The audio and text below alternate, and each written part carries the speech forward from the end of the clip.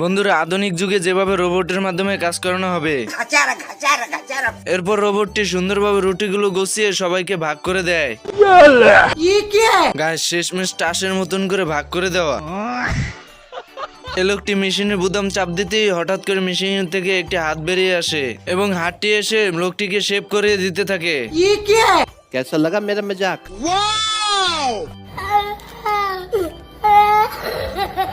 এই লোকটি বসে বসে টিভি দেখছিল, হঠাৎ টিভির ভিতর সমস্যা দেওয়াতে ভিতর থেকে বন্দুক বেরিয়ে আসে।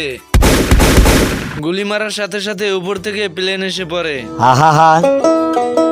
আমি পারি না, আর পারি না। গাইস, আমরা তো সবাই মাছ ধরার জন্য পুকুর, খাল, বিল বা নদীতে যাই। আর এই লোকটিকে দেখুন টিভি চালু করে মাছের দৃশ্য এনে সেখানেই বড়শি পাতা শুরু করে দিয়েছে।